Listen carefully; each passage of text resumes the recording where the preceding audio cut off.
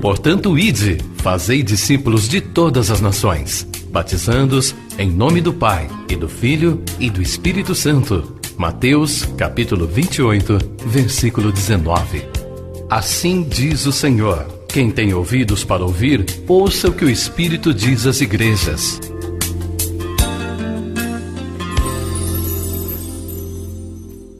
Deus, em nome de Jesus, muito obrigado a Deus por tudo que o Senhor nos permitiu vivermos até aqui. E agora, Senhor, nós queremos oferecer a Ti o nosso coração aberto, a nossa reverência, e pedimos, Deus, use o Seu Espírito Santo e fale conosco através da Sua palavra. Em nome de Jesus, ó Deus, que todo impedimento a ela seja vencido pelo poder da Tua presença neste lugar. Em nome de Jesus oramos. Amém. Lucas 21, versículo de número 29, diz assim: ainda lhes propôs uma parábola dizendo: vede a figueira e todas as árvores, quando começarem a brotar, vendo, sabeis por vós mesmos que o verão está próximo. Assim também, quando virdes acontecerem estas coisas, sabei que está próximo o reino de Deus. Em verdade vos digo, não passará esta geração sem que tudo isto aconteça. Passará o céu e a terra, porém as minhas palavras não passarão. Acautelai-vos por vós mesmos, para que nunca vos suceda que o vosso coração fique sobrecarregado com as consequências da orgia, da embriaguez e das preocupações deste mundo, e para que aquele dia não venha sobre vós repentinamente como um laço, pois há de sobrevir a todos os que vivem sobre a face da terra. Vigiai, pois, a todo tempo, orando para que possais escapar de todas estas coisas que têm de suceder e estar em pé na presença do Filho do Homem. Amém? Nós estamos vivendo o tempo final da igreja na terra. Eu creio que o povo de Deus, povo que busca a orientação de Deus, tem essa certeza, cada um tem essa certeza no seu coração, que nós estamos vivendo os dias que antecedem o arrebatamento da igreja. E o texto que eu li fala que depois do arrebatamento da igreja, vem sobre a face da terra um período que a Bíblia chama de a grande tribulação. É um período de 7 anos, que Deus diz que ele foi repartido em 2 períodos de 3 anos e meio. O primeiro período de 3 anos e meio, ele é conhecido como tribulação, e o segundo período como a grande tribulação. Diz que Deus fez essa abreviação deste período de 7 anos, porque senão ninguém suportaria. Ninguém suportaria vivo a grande tribulação nos 7 anos. Esse período chamado a grande tribulação, ele marca o final da dispensação da igreja. Então a igreja já está vivendo a sua 6ª dispensação, e a última dispensação é a 7ª. Essa 7ª dispensação, a igreja não estará mais aqui, é Deus reinando sobre a terra toda a partir de Israel e dos judeus. Então, para nós gentios, a nossa história como povo de Deus aqui na terra termina nessa dispensação. Dispensação é um período de tempo em que Deus se revela, e no final desse período ele cobra um comportamento das pessoas, da humanidade, em relação a esta revelação. Esta dispensação da igreja, chamada dispensação da igreja, é a mais longa já vivida até então. Já vai para 2000 anos. É a mais abrangente, é a mais graciosa. É a dispensação em que Deus abriu a porta do céu e deixou claro que se depender dele, de Deus, todo mundo vai para o céu. E as pessoas que não entrarão no céu e não viverão na eternidade com Deus, não foi por causa de Deus, foi por causa de cada um. Foi uma opção de cada pessoa em relação ao plano de Deus. Então nós sabemos que a qualquer momento a igreja será tirada e dá-se início na terra o período chamado a Grande Tribulação, e vai acontecer os tormentos que estão descritos nos Evangelhos e também no Apocalipse. O que se discute agora no meio teológico, que tem levado muita gente a se preocupar, é se a igreja vai passar pela Grande Tribulação ou se a igreja não vai passar pela Grande Tribulação.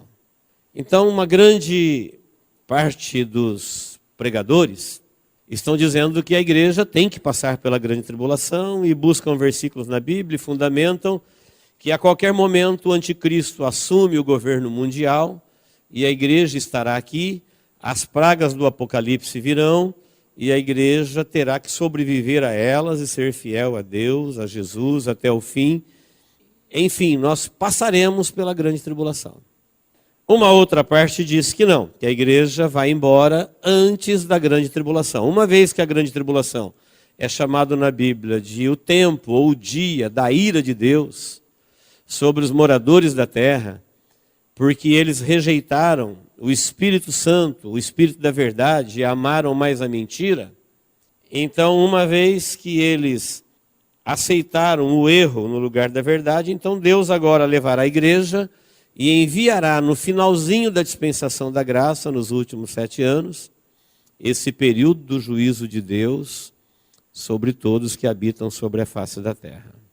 Longe de convidá-los para a gente entrar na discussão e tomar partido, a mensagem que eu quero passar para os irmãos é que é um fato que nós sabemos que a Grande Tribulação vem. E será um período sem precedentes na história. Isso é uma verdade, que ela pode começar a qualquer momento. O mundo está maduro para isso. O mundo está profeticamente preparado para isso. Tudo que Jesus disse que viria antes já veio. Então o que está faltando agora é a trombeta tocar e a igreja ser arrebatada, e ela não passaria pela Grande Tribulação, e aqueles que ficaram entrariam na Grande Tribulação. Ou então, se a igreja for ficar na Grande Tribulação, é a qualquer momento, a partir do mercado comum europeu, o homem da iniquidade, o anticristo, o homem do pecado, assumir o governo do mundo, e a partir dali a terra sofreria as previsões do Apocalipse, nós estaríamos aqui como igreja. Em vez de nós ficarmos discutindo se a igreja vai estar aqui ou se a igreja vai antes da Grande Tribulação, o que nós precisamos saber, de acordo com o texto que nós lemos, é que é um fato que existirá um período de grande tribulação. E se a igreja vai passar ou não vai passar, isso não importa muito. Nós cremos, eu creio, e a grande maioria dos irmãos, dos pastores, acreditam que a igreja não vai passar pela Grande Tribulação. Que o Espírito Santo, que convenceu a igreja, que vestiu a igreja, que formou a igreja, que moldou a igreja, que durante todo o seu ministério a igreja nasceu, ele leva a igreja para o encontro com o Senhor nos ares, e a partir daí existe uma batalha angelical, quando Miguel peleja contra Satanás e seus anjos, e os precipita do céu à terra, e começa o período chamado a Grande Tribulação na terra. Mas eu queria que você olhasse comigo mesmo na sua Bíblia, aí no Apocalipse, no capítulo 21 de Lucas, olha que interessante. Versículo 5 diz assim: falavam alguns a respeito do templo que estava ornado de belas pedras e dádivas. Então disse Jesus: vede estas coisas, dias virão que não ficará pedra sobre pedra que não seja derribada. Só no capítulo 21 de Lucas, você vai ver aí na sua Bíblia, com riqueza de detalhes, Jesus profetizando e se cumprindo.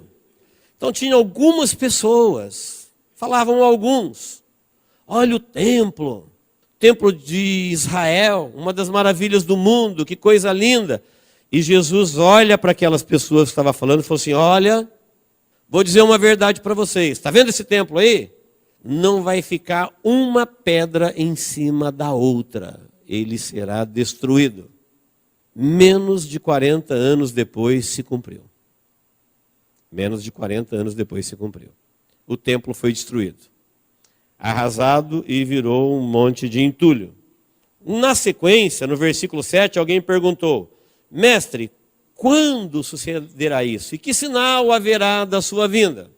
Aí, se você ler devagarzinho, do 7 até o 19, Jesus vai dizer assim, olha, ninguém se engane. Virá muitos profetas, muitos pregadores, e eles vão ficar falando um monte de coisa. E eles vão dizer, ele está aqui, ele está lá. As pessoas ficarão discutindo opiniões, cada um querendo trazer para si a verdade dogmatizada. É o que está acontecendo hoje. Há uma disputa na internet, nos púlpitos, nas igrejas, para cada um se colocar como um oficial, um pregador oficial indiscutível, querendo fazer valer sua opinião, querendo fazer valer seu nome. Deixa eu abrir um parênteses aqui. Romanos 14, de 1 a 6, Paulo diz assim, por que vocês ficam discutindo opiniões? Um achando que pode comer, o outro acha que não pode comer. Um guardando o dia, o outro não guardando o dia. Um dizendo que vai acontecer assim, o outro dizendo que vai acontecer do outro jeito. Falou, vocês não sabem que especificamente Jesus Cristo veio e morreu para ser Senhor de vivos e de mortos? Portanto, quer vivamos ou quer morramos, somos do Senhor. Não importa se você vai estar vivo ou morto.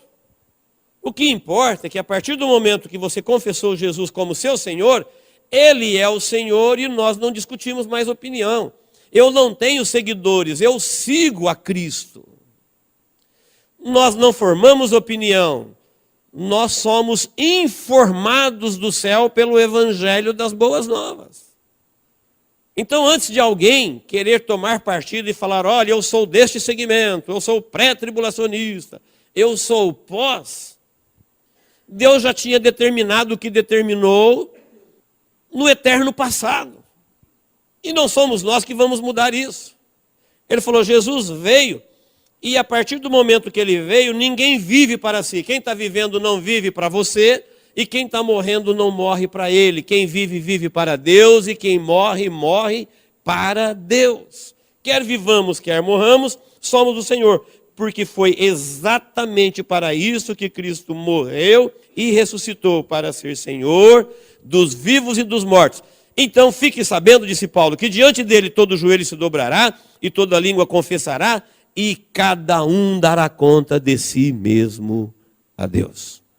Você não vai poder falar para Deus, o pastor falou que era pré, que era pró e ele me enganou. Não, cada um dará conta de si mesmo a Deus, porque todos nós seguimos diretamente a Cristo e é Ele o pastor do rebanho. É o Espírito que Ele enviou que fala no seu coração como fala no meu. Como está falando no coração da igreja, no mundo todo, a mesma mensagem. Mas algumas pessoas têm se endurecido contra o Espírito Santo de Deus, contra o Evangelho da verdade, e querem fazer valer suas opiniões. Se nós formos arrebatados antes, fomos para o Senhor.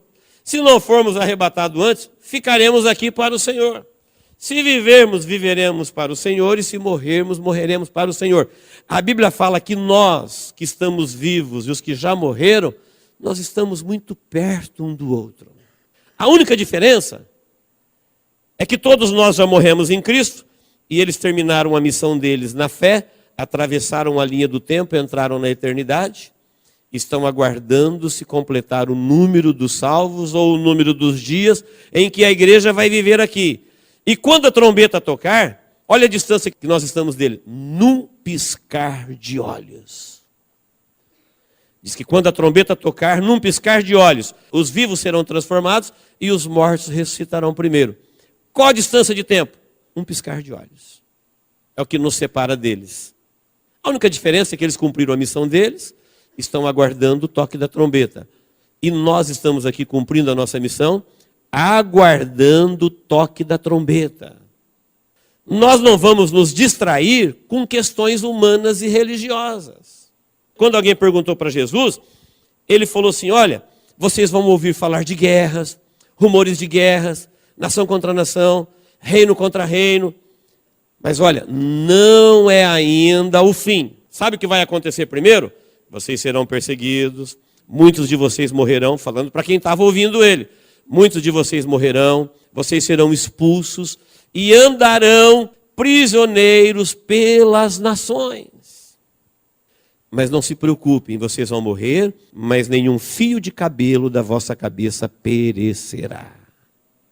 Olha a precisão milimétrica, espantosa. Jesus dizendo, o começo da tribulação é começar a falar de guerra. Mas para vocês que estão aqui, isso agora não é o começo. Vocês ainda vão sofrer, vão ser arrastados, vão ser expulsos entre as nações. Isso aconteceu no ano 70, depois de Cristo. Aí ele volta a falar da Jerusalém sitiada, e depois da Jerusalém sitiada, no versículo 25, ele volta a falar para o nosso tempo e começa a dizer, olha, haverá sinais no sol, na lua, nas estrelas, sobre a terra, angústia entre as nações, perplexidade por causa do bramido do mar e das ondas. Eu acho que todo mundo já percebeu que nós estamos vivendo isso. Lá na frente vocês vão perceber que haverá sinais no sol, na lua, nas estrelas, coisas espantosas acontecendo, gente desmaiando de horror na perspectiva das coisas que sobrevirão, bramido das ondas, terremotos jamais vistos. Ele falou, os homens desmaiando. Então, quando estas coisas começarem a acontecer, levante as vossas cabeças. Levantar a cabeça, ele está dizendo, olha para um tempo além do seu tempo. Pare de olhar para as circunstâncias do dia, da agendinha, do cronos. Nós estamos vivendo na perspectiva da eternidade.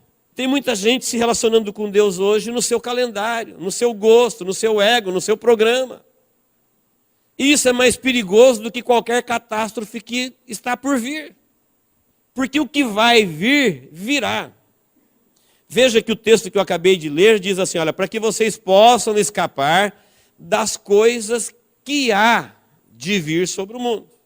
Estas coisas virão, estão determinadas, não há o que fazer, não tem como impedir. O que nós podemos mudar é a nossa posição em relação a elas.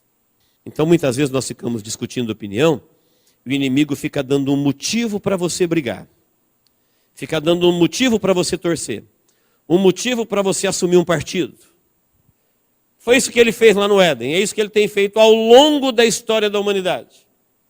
Porque muitas pessoas preferem ir para o inferno e ter razão do que ser salvo e achar que quem tem razão é Deus. As pessoas abraçam ao seu ego, abraçam a sua opinião, abraçam a sua honra, abraçam ao seu nome, abraçam os seus afazeres e esquecem que os acontecimentos proféticos estão se cumprindo debaixo dos seus olhos. Então, quando Jesus falou assim, quando essas coisas começarem a acontecer, não é para a gente ficar com medo. Ele falou assim, olha, exultai. Isso quer dizer que está chegando a vossa redenção. Vocês serão resgatados. Vocês conhecerão o que é viver uma vida fora do corpo. Uma vida onde Deus preparou para os seus viverem. Uma vida pela qual Deus enviou seu Filho para morrer a nossa morte, para nos dar a vida que Ele tem proposto para que vivamos com Ele no seu reino, chamado Reino de Deus. Mas o mesmo Jesus que fez essas profecias precisas, Ele faz um alerta para nós do tempo do fim. Ele ainda propôs uma parábola dizendo, vede a figueira e todas as árvores. Quando começam a brotar, vocês saberão por vocês mesmos. Ele está dizendo, todo mundo consegue entender que quando uma árvore está brotando, chegou o verão, ela vai frutificar. Pois bem, a figueira é Israel. Então vocês olham para Israel. Israel não foi espalhado no ano 70? Foi. Nunca mais brotou, ficou até o ano de 1948.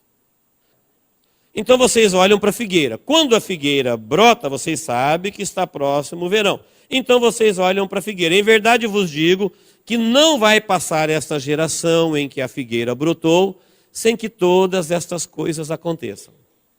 Quer dizer que nós podemos marcar a volta de Jesus? Nunca, jamais. Aquele dia e hora ninguém sabe. Ele virá como vem o ladrão na noite. Ninguém sabe o dia e nem a hora que o ladrão vem. Se você soubesse dia e hora, não teria roubo. É chamado de ladrão porque roubou. Se roubou é porque ele veio numa hora em que ele não estava sendo esperado. Aí o aviso de Jesus para nós é o seguinte, ele falou assim, olha, nunca aconteça, isso é que a gente precisa aprender. Não é defender opinião, não é tomar partido, fazer parte de uma torcida, de um time, discutir. Não, não é nos posicionarmos, é nos prepararmos para o que vai acontecer, porque vai acontecer. Mateus, para ilustrar isso, diz, onde estiver o cadáver, aí se ajuntarão as águias.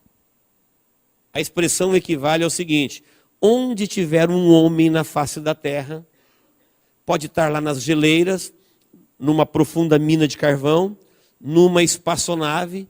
Isso tem a ver com a humanidade. Onde tiver o cadáver, se junta às águias. Onde tiver um pecador, chegará ao juízo. Onde tiver um salvo por Jesus, chegará a salvação. É o que está determinado por Deus para com seu povo na face da terra. Então, se você é um salvo por Cristo, não importa onde você estiver, nem como você estiver, a salvação de Jesus te alcançará no arrebatamento. Você ouvirá o toque da trombeta. Se a pessoa não está salva por Jesus, o juízo chegará na vida dele, não tem como se esconder. Mas para avisar a igreja, Jesus falou assim, o que não pode acontecer com vocês, em hipótese alguma, é que o vosso coração se sobrecarregue com as orgias do mundo, com as bebedeiras, com a embriaguez e com as preocupações. Aqui está a mensagem de Deus para nós que vivemos no tempo que antecede o arrebatamento. Ele falou, não pode acontecer, nunca aconteça com vocês, que o seu coração fique sobrecarregado com as consequências da orgia. O que é coração sobrecarregado com as consequências da orgia? O termo orgia quer dizer um festim à carne, um culto à carne. Pode ver que muitas pessoas não conseguem viver uma vida normal se ele não estiver vivendo em função da sua carne. Não é só sexo, não é só sedução, é também olhos, é também sensualidade, é também o culto ao corpo, é também viver em função apenas do material. É o desligamento das coisas espirituais. Se o seu coração ficou sobrecarregado com as coisas relacionadas à sua carne, isso não poderia ter acontecido com você. Jamais aconteça com vocês. Porque se isso acontecer com você, aquele dia vai te pegar como um laço. Tudo relacionado à carne. Então hoje muitas pessoas não conseguem viver uma vida normal que não tenha relacionamento com as suas coisas da carne. Ele vive em função do seu prazer, da sua sedução, dos seus olhos, das suas vaidades, das suas comidas. E para ele viver é simplesmente viver no corpo.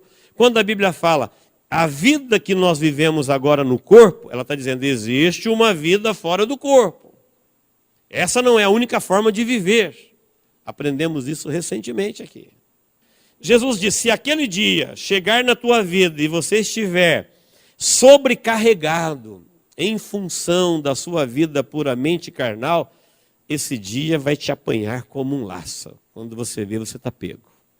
A segunda coisa que não pode acontecer, que Jesus avisou, você não pode chegar naquele dia e estar vivendo sobrecarregado com a consequência da embriaguez. O que é embriagar-se?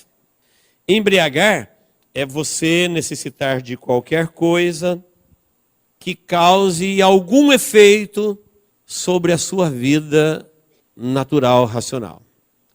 Como é que o mundo consegue viver uma vida sem Deus? Para nós que temos Deus no coração, a gente olha para as pessoas que não têm Deus e fala, como é que eles conseguem viver sem Deus? Se embriagando. Eles não conseguem viver uma vida de cara limpa. Eles vão dizer para nós assim, olha, se eu não me embriagar, nada tem graça na vida. E com o que eles se embriagam? Com bebidas, com drogas, com programas, com esportes, com causas, com competições, com produções. É aquilo que entorpece as pessoas para eles entenderem que a vida é isso mesmo.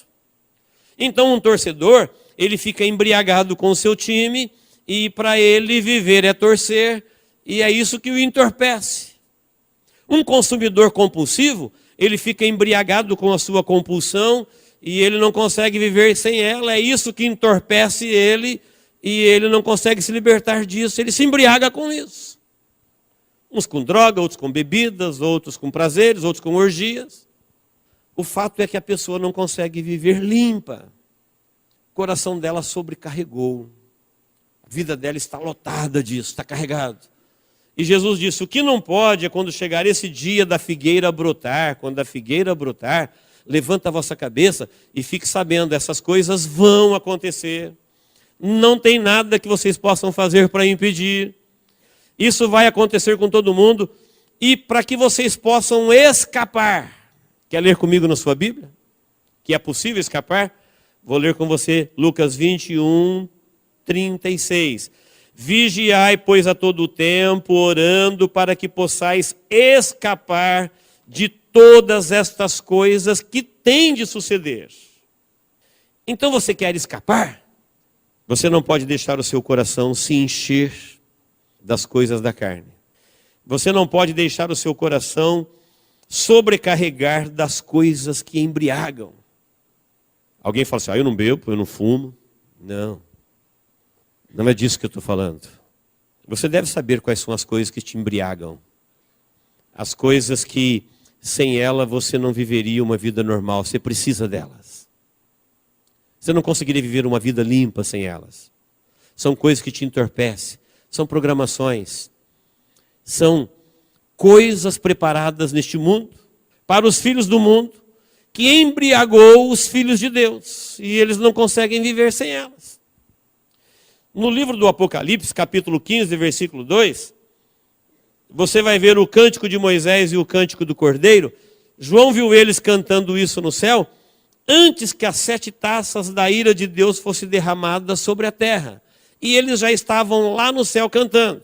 Mas você vai ver perto dali, no capítulo 19 e no versículo 20, que Satanás conseguiu marcar todo mundo com a marca da besta através da sedução. O que eu estou dizendo para os irmãos com isso? Muita gente está pensando que a grande tribulação, a fúria do inimigo, a ira de Deus.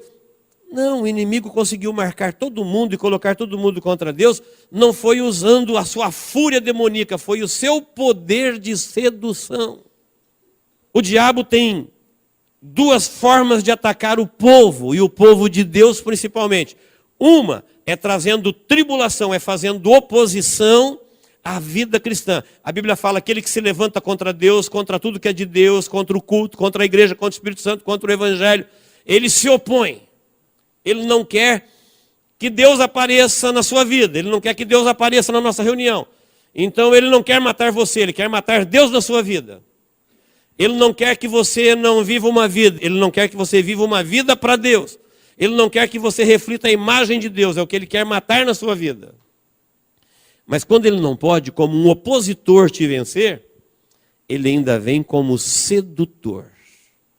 Em Apocalipse 19, 20, você vai ver que aquele que seduziu o mundo todo, levando as pessoas a adorarem a besta, adorarem o anticristo, a blasfemarem contra Deus, ele não fez isso com oposição, ele fez isso com sedução.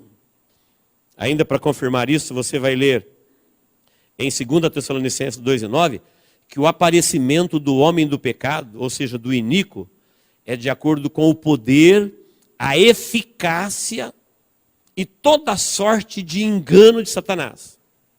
A Bíblia está falando que a atuação de Satanás no mundo será eficaz. As pessoas ficarão encantadas com o seu projeto de vida. Esses 2 sistemas que já estão surgindo no mundo hoje crescente, o sistema político, ele criará uma forma, o anticristo criará uma forma de conduzir o mundo, que o mundo ficará apaixonado por ele. Essa marca da besta que muitos pregadores já estão ironizando, falando que é nada, a marca da besta. Hoje nós já temos chip, todo mundo já vive chipado, tem chip para todo lado. Em Apocalipse 19, 20 diz que ele conseguiu marcar o mundo todo, não foi mostrando a sua fúria, o seu ódio, e o seu poder foi seduzindo a sua beleza, o seu governo, a sua eficácia. E é assim que esse sistema está se introduzindo no mundo, em forma de segurança, em forma de saúde, em forma de paz. E durante os 3 anos e meio, primeiro da grande tribulação, o mundo será controlado, marcado e tomará partido, e ninguém aceitará uma outra adoração que não seja a imagem da besta. Como que ele conseguiu isso? Segundo a eficácia de Satanás. Por isso Jesus disse, olha, muita gente vai começar dizendo, ei-lo aqui, ei-lo ali, não vão para cá, não vão para lá, porque o Espírito Santo ele está agindo no meio da igreja, no coração de cada um, para nos preparar para a nossa reunião com Cristo. Ele falou assim, o que não pode acontecer é o seu coração se embriagar com orgia, se embriagar com embriaguez e com as consequências das preocupações do mundo. 3 coisas que Jesus disse, isso não pode acontecer com vocês. Então não olhe para a posição de A ou de B. Como eu disse, se nós vivemos, vivemos para Deus, se morrermos, morremos para Deus, cada um dará conta de si mesmo. Olhe para o seu coração. Porque você é responsável pela salvação da tua alma. Ainda aí em Lucas 21:19, está escrito assim, olha, é na vossa perseverança que ganhareis a vossa alma. Ele não disse assim, olha, fique tranquilo que a tua alma está ganha. Profecia de Jesus. É na vossa perseverança que vocês vão ganhar a vossa alma. O que eu tenho que fazer? Ele falou, cuida do seu coração. Olha para ele está sobrecarregado do quê? Se ele estiver sobrecarregado de coisas referentes à carne, corre para Jesus e se livra delas. Você não é só carne. Você não vai conseguir satisfazer a sua carne, você não vai conseguir satisfazer os seus olhos, você não vai conseguir satisfazer os seus desejos. Não viva mais em função deles. Eles são insaciáveis. Você não é um corpo, você simplesmente habita num corpo. Você é uma vida que veio da vida de Deus, que habita na carne, mas você não é só carne. Portanto, não deixe o seu coração ficar preocupado somente com isso. Senão esse dia será um laço para você. Não deixe o seu coração ficar embriagado com os encantamentos que o diabo criou para este mundo. É ele desfilando a sua capacidade de atrair, de seduzir, de corromper, de encantar, de dizer, olha, esqueça Deus, viva sem Deus. Existe uma vida cheia de coisas que embriagam, que Deus não precisa participar disso. Por isso as pessoas não conseguem viver limpas. Você vai ver no dia de cada pessoa, das 24 horas do dia, tira o tempo que ela precisa para dormir, tira o tempo que ela precisa para trabalhar, e em todas as horas do dia que sobra, você vai ver ela apaixonada, embriagada com um monte de coisas que não tem nada a ver com Deus. Tem a ver com a carne e tem a ver com as coisas deste mundo que nos embriagam. Esporte, novela, filme, bebidas, torcidas, questões, programas. E aí o tempo de Deus fica desse tamanho ou nada. E a gente fica discutindo ainda, não, eu creio que é assim, eu creio que é assado, porque vai ser desse jeito, vai ser daquele. Não, queridos, não entra nisso não. É uma disputa para fazer um pano de fundo, para distrair. Para você não ter tempo de olhar para o seu coração. Enquanto você fica tomando partido de A ou de B, discutindo isso ou aquilo, se vai acontecer, se não vai acontecer, você esquece de olhar para o seu coração. Olhe para ele e vê como ele está. Se ele está vivendo uma vida puramente em função da carne, se ele está embriagado com esse programa ou com essa vida que o inimigo criou para o mundo viver longe de Deus, ou se ele está super preocupado com as coisas do mundo. Ou será que Jesus errou? Nós não vivemos super preocupados com as coisas do mundo? Será que nós deitamos preocupado com as coisas do reino dos céus? Até porque com as coisas do reino dos céus a gente não tem com que se preocupar. Olha o termo, preocupar. Não existe preocupação. Porque ocupação é presente, não tem como se ocupar com as coisas que ainda não vieram. É uma coisa inútil, é simplesmente uma distração. Eu só tenho como me ocupar com hoje. Por que eu vou me preocupar com aquilo que ainda não chegou? Não tem como se ocupar com aquilo que ainda não chegou. Eu só posso me ocupar do tempo presente. Mas o amanhã? O amanhã não chegou, portanto eu não posso me ocupar dele. Não posso me pré-ocupar.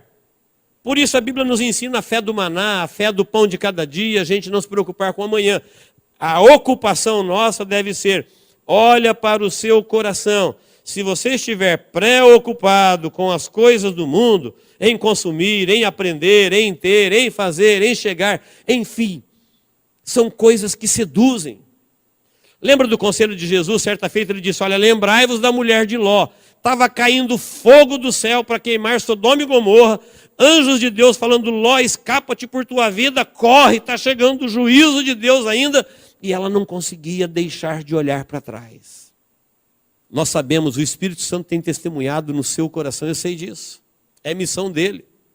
Que é chegado o tempo final, que a igreja está cumprindo o seu ministério aqui, que está acabando o tempo da igreja. Os acontecimentos que Jesus falou assim, olha, quando isso começar a acontecer, erga os olhos, levanta a vossa cabeça. Mesmo assim a gente abaixa a cabeça e vamos nos preocupar com as coisas do mundo. Ele falou, as preocupações do mundo vai fazer esse dia ser um laço na vida de muita gente. Nós temos que viver o tempo que temos que viver sem nos preocupar com o que virá. Em 2 Tessalonicenses 2:1, Paulo falou assim, irmãos, quanto à nossa reunião com Cristo, eu não quero que vocês se demovam facilmente da vossa posição. Nem por espírito, nem por profecia, nem por cartas. Vocês já estão sabendo que quando a trombeta tocar, nós vamos nos encontrar com o Senhor nos ares. É nessa perspectiva que nós vivemos, é nessa perspectiva que nós acordamos, é nessa perspectiva que nós dormimos todos os dias. Por quê? Porque disse Paulo em 1 Tessalonicenses 5:9, Deus não nos destinou para a ira, mas para a aquisição da salvação. Então nós não estamos preocupados com a vingança de Deus, nós estamos preocupados em corresponder ao seu amor para conosco. Então olhe para o seu coração e veja como ele está correspondendo ao amor de Deus em Cristo Jesus, ao amor de Deus ao Evangelho. Este livro foi escrito para nós por amor. Jesus disse, passarão os céus, passarão a terra, mas essas palavras não hão de passar. Estas letras estão aqui exatamente para nos salvar, para nos orientar. Não é para a gente tomar partido e discutir opinião. Porque se nós nos descuidarmos quanto a isso, vai acontecer de nós nos embriagarmos com as orgias, com as embriaguez, com as preocupações, e esse dia vai chegar e vai ser um laço na nossa vida. Profecia de Jesus. Você quer escapar das tribulações que virão sobre o mundo? Então você precisa vigiar e orar o tempo todo. Leia comigo aí na sua Bíblia. Lucas 21:36. É muito importante que você leia comigo. 21:35. Pois há de sobrevir a todos os que vivem sobre a face de toda a terra. Isso virá sobre todos que vivem na face da terra. Agora o 36. Vigiai, pois, a todo tempo. Quanto tempo nós temos que vigiar? Todo tempo. Sabe o que é vigiar? É sentinela. Sentinela é vigia. Qual é a função dele? É observar quem se aproxima. Um sentinela, quando alguém se aproxima, ele vai dizer, quem é você? Da onde você vem? Da parte de quem? O que você quer? São perguntas que um sentinela faz. Então você tem que ser vigilante no tempo do fim. Antes de você se entregar a uma causa, a uma questão, ou se embriagar com um programa, com uma coisa criada neste mundo, pergunta, quem é, da onde é, para que veio, qual o objetivo, qual o propósito? O que isso quer comigo? Essa programação, onde ela nasceu, qual é o intento dela, quem ela quer alcançar? Ser vigilante. Jesus diz, você quer escapar? Então vigie. Cuide desse território aí que Jesus morreu por ele. Escreveu o seu nome no livro da vida.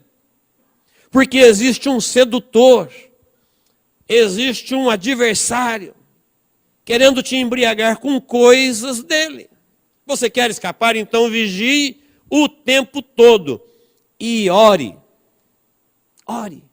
Orar é falar com Deus. Não pense que orar é aquela lista de pedido, aquela coisa chata, enfadonha. Fala, eu tenho que orar. Não, orar é relacionar-se. Relacionar com Deus é muito gostoso. Relacionar com Deus é falar com quem pode resolver o problema. Relacionar com Deus é falar com quem conforta, com quem cura, com quem orienta, com quem supre. Seja lá qual for a sua necessidade, seja lá qual for a sua carência, fala com quem resolve. Fala com Ele. Relacionar é conversar. Fica vigilante e fale com Deus o tempo todo. Sabe o que vai acontecer? Você vai escapar do juízo de Deus que virá sobre este mundo. Porque a trombeta soará, e os mortos ressuscitarão primeiro, e nós os vivos, num abrir e fechar de olhos, estaremos com o Senhor. Amém, queridos? Quando isso vai se dar? Não sei se hoje, amanhã, dia e hora, ninguém sabe. O que Jesus disse é, quando estas coisas começarem a acontecer, já começaram. Bramido do mar, já começou. Sinais no sol, já começou. Sinais no céu, já começou. Rumores de guerra, já começou. Terremoto em vários lugares, já começou. Falou, quando isso começar a acontecer, olhe para a figueira já brotou. A geração da figueira já está passando. Levante a vossa cabeça, e não é para ficar com medo, ele falou, fiquem felizes, exultai, porque está muito próximo a vossa redenção. Está chegando o tempo de Jesus reinar sobre este mundo, esmagar Satanás com todo o seu engano, com toda a sua rebelião e implantar o seu reino eterno na terra. Amém, queridos? E nós estaremos para sempre com o Senhor. Que Deus nos abençoe em Cristo Jesus. Vamos orar. Eu te convido agora, vamos atender o pedido de Jesus. Olhe para o seu coração. Do que ele está cheio? Talvez hoje seja um dia muito especial para nós eliminarmos muitas coisas do nosso coração para dar lugar a outras. Se o seu coração estiver cheio de carne, se o seu coração estiver cheio de mundo, se o seu coração estiver cheio de engano, corra para Cristo. Livre-se dessas coisas.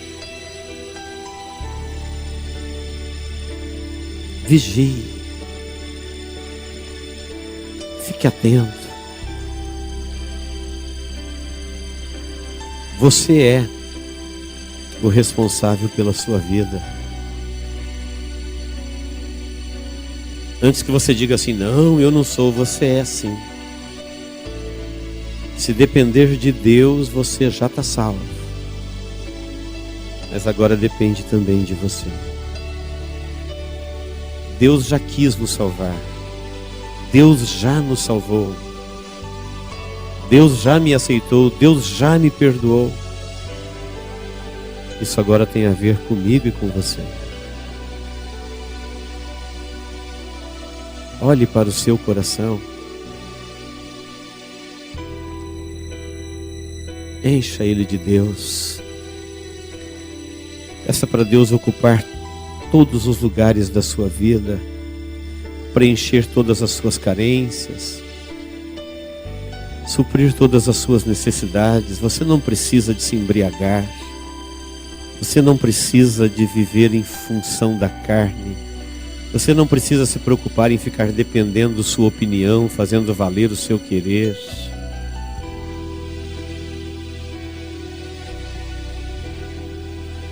Aceite que você é só uma ovelha e a causa é de Jesus, a vontade é dele, o nome é dele, a honra é dele. Nós não temos nada próprio, nós somos dele, tudo é dele, por ele e para ele. Deus, em nome de Jesus, nós estamos em pé na sua presença. Cremos, ó Deus, que estamos oferecendo a Ti os nossos últimos cultos, os nossos últimos louvores. E aqui estão, ó Deus, as pessoas que Teu Espírito Santo tem congregado neste lugar para Te adorar. Deus, eu creio que não tem nenhuma vida aqui por acaso. mas que o Senhor cuidadosamente tem nos congregado neste lugar para falar conosco, para nos orientar, para nos conduzir. Deus, mais uma vez, em nome de Jesus, eu oro e reivindico a alma de todos que aqui estão. Não deixe, Senhor, ninguém ser enganado, confundido, embriagado, arrastado na sedução deste mundo. Pai, em nome de Jesus, em nome de Jesus, olha para cada vida que está aqui em pé na Tua presença neste momento.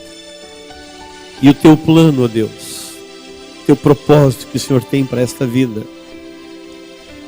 Em nome de Jesus, ó Deus, que nada venha roubar, que nada venha comprometer, que cada vida aqui possa existir e viver a vida que o Senhor propôs para ela viver na Sua presença. Em nome de Jesus. Ensine, ó Deus, cada um a olhar para o seu coração e jamais se encantar com os encantos deste mundo, mas estar atento àquilo que o Teu Espírito Santo conduz o Teu povo a cada dia. É no nome de Jesus que nós oramos a Deus. Em nome de Jesus. Amém.